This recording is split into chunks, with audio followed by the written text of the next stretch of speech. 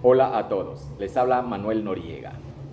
Hoy, sábado 3 de diciembre del 2022, quiero continuar compartiéndoles información sobre la ley de presupuesto del 2023.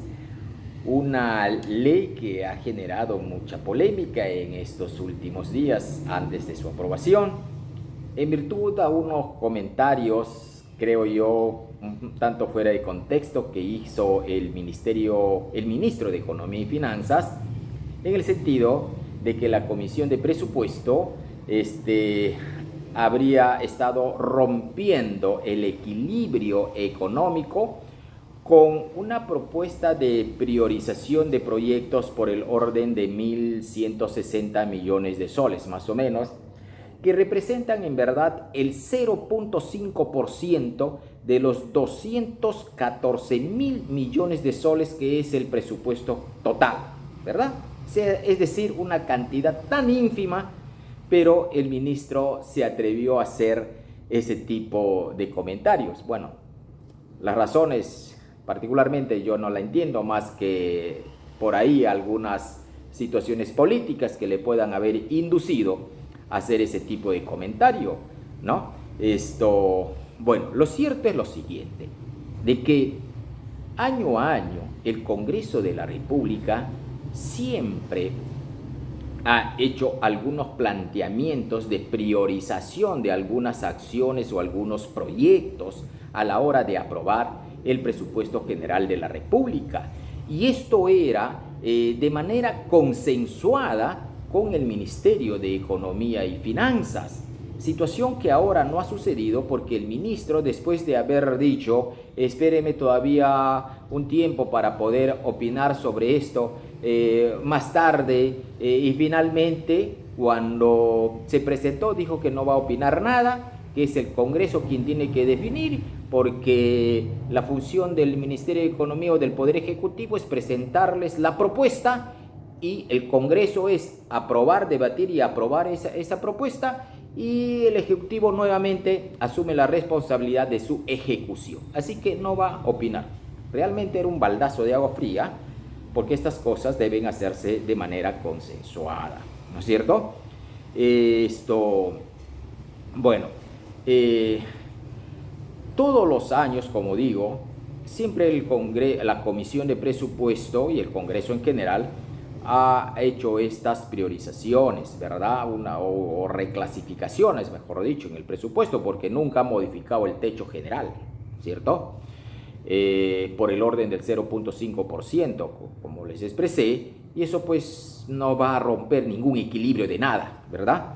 Entonces, el año pasado, no, este año, digamos, sí, fue una excepción porque llegó casi al 2%, como nunca, pero siempre de manera consensuada. ¿Y por qué llegó a eso?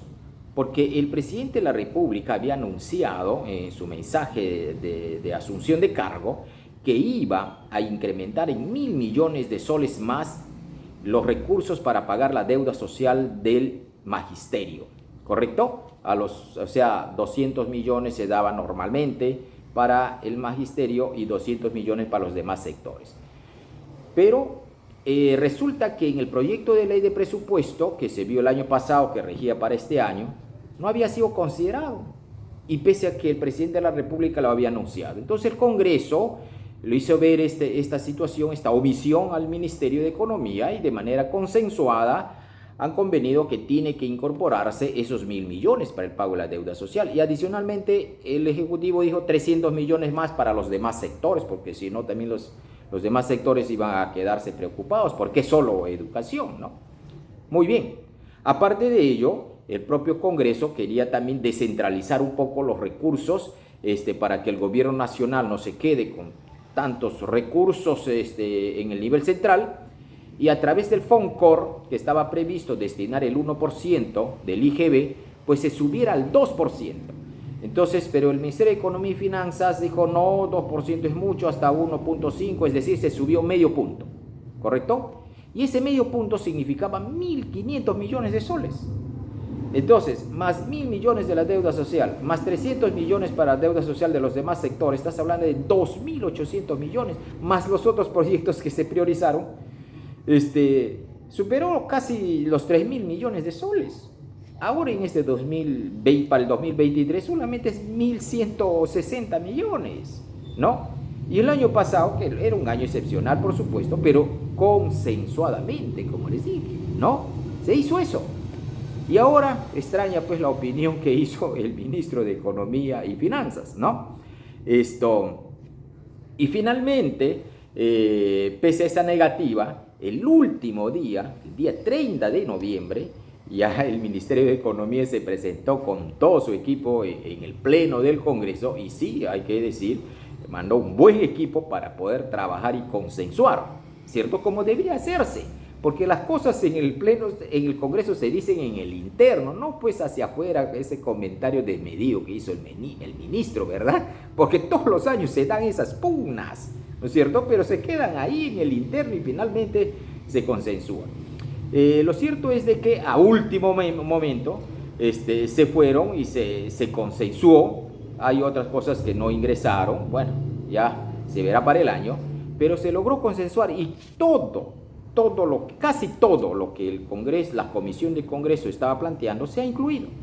Miren, por ejemplo, ollas comunes, 100 millones de soles, ¿no? Y porque eso también era parte de la propuesta que hacía el alcalde de Lima, ¿verdad? Entonces, y como no se llevan bien con el gobierno, entonces generó también chispas eso, pero finalmente aceptaron, ¿no? 50 millones para pago a los fonavistas. Ahí hay una expectativa, por ejemplo, casi de 40.000 millones de soles, pero esa es una utopía, como siempre lo hemos expresado en varios espacios. Pero estos dirigentes pues les venden esta ilusión a la población y creen que les van a pagar así, ¿no es cierto? Entonces, mira, de esos 40.000 millones, 50 millones, y eso que esos 50 millones lo estaba considerando el Congreso, porque el presidente de la Comisión del Presupuesto es Luna de Podemos, quien estaba impulsando fuertemente esta acción, ¿verdad? Pero 50 millones. Y solamente van a priorizar a aquellos que han tenido impactos por el tema de vulnerabilidad del COVID. Entonces, imagínense. Después, para desarrollar los programas presupuestales de salud, se los está asignando 101 millones de soles más. También el incremento de la valorización principal también del personal de salud, 275 millones. Aquí sí, el mes bajó a 91 millones. O sea, hubo una baja significativa que hizo el MEF al planteamiento de la Comisión de Presupuesto. Después, el incremento también de las remuneraciones de los auxiliares de educación, 186 millones, esto lo ha respetado. Para el mantenimiento de infraestructura de salud que se requiere, 100 millones de soles, no es gran cosa, pero sí, lo ha respetado. Construcciones de hospitales y centros de salud en Lima, en Piura, en Puno y en Amazonas por 243 millones de soles, que parte de eso, gran parte era compromisos del presidente que va anunciando en las regiones, ¿cierto? El incremento del programa del vaso de leche en 100 millones de soles más, total 1.160 millones. Todo eso, excepto la rebaja que hubo en el incremento de la valorización principal de personal de la salud, lo ha aceptado el Ministerio de Economía y Finanzas sin ningún problema, ya no con el fondo de contingencia, por supuesto, porque eso es planteamiento inicial, pero es el Ejecutivo quien con los diferentes sectores que tiene va haciendo algunos ajustes en cada uno de ellos, ¿no? Entonces, y así se ha considerado 1.156, 1.160 millones, un poco menos por esa rebaja anterior, que está siendo considerado en el presupuesto, ¿verdad? Y no con el fondo de contingencia. Pero sí, el Poder Ejecutivo está rebajando de todas maneras el fondo de contingencia de 5.296 millones a 2.411 millones, ¿no? ¿Por qué? Porque ellos decían de que ya ese fondo tenía algunos compromisos hechos por el Poder Ejecutivo, ¿no? Entonces, y que no lo había planteado en el proyecto de ley de presupuesto, por eso es que la Comisión de Presupuesto no tenía forma de saberlo, ¿correcto? Entonces, y ahora sí ya lo está deduciendo y se está quedando con 2.411 millones de soles. De todas maneras, esos 2.411 millones de soles es un poco más del límite mínimo que establece la ley del Sistema Nacional de Presupuesto, que debe destinarse no menos del 1% del presupuesto total a ese fondo de contingencia. Y el 1% es 2.147 millones.